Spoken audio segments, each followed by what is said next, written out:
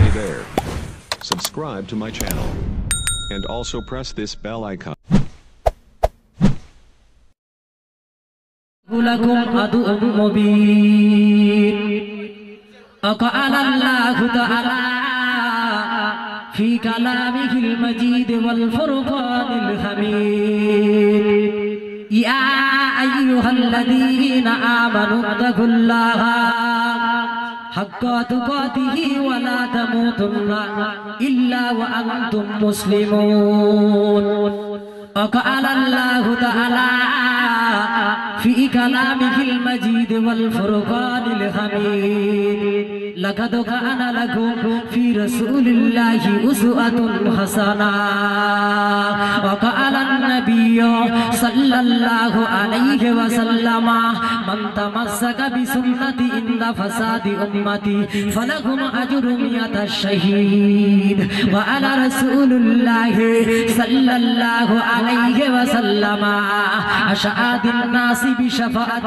يوم القيامة من قال لا إله إلا الله خالصا من قلبه أو نفسه أو كما قال عليه الصلاة والسلام وقال الله تعالى في كلامه المجيد والفرقان الحميد يا أيها الذين آمنوا صلوا عليه وسلموا تسليما درود اللهم صل على سيدنا وعلى آله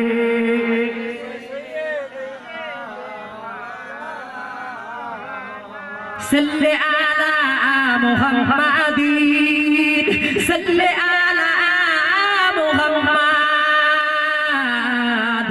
हरदम जोबा सनी कालू पाक नामे मुहम्मद अल्लाहुम्मा सल्ली अला सय्यिदना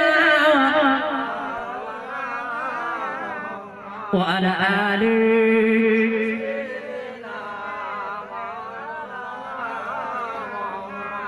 कलेमा जिक्र करे ला इलाहा इल्लल्लाह ला इलाहा इल्लल्लाह ला इलाहा इल्लल्लाह हस्बी रब्बी जल्लल्लाह সকলে বলেন हस्बी रब्बी जल्लल्लाह मा भी कल्बी गैरुल्लाह नूर मुहम्मद सल्लल्लाह ला इलाहा इल्लल्लाह ला इलाहा इल्लल्लाह ला इलाहा इल्लल्लाह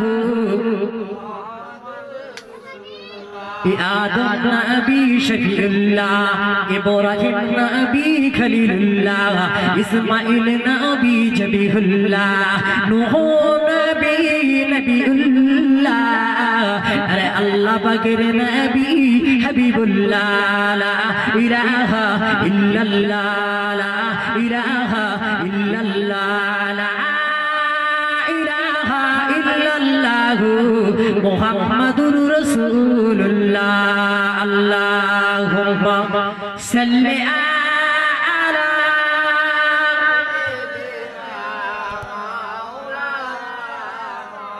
व अला आलिहि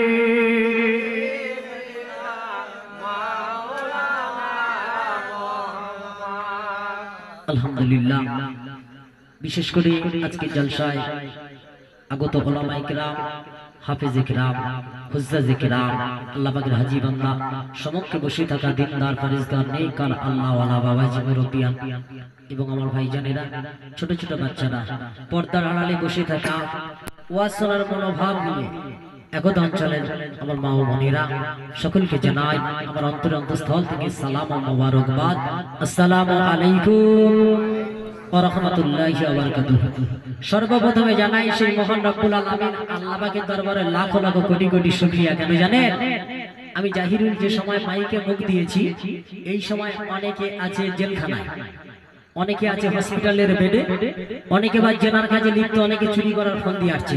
আল্লাহ এতগুলো খারাপ কাজ থেকে আমাদেরকে হেফাজত করে মহাব্বত করে যে জায়গায় বসার মতো আল্লাহ পাক যে আমাদের তাকদীর করে দিয়েছেন, এর জন্য আমরা সকলে সেই মহান রব্বুল আলামিন স্রষ্টার দরবারে লাখ লাখ কোটি কোটি শুকরিয়া জ্ঞাপন করে বলি আলহামদুলিল্লাহ।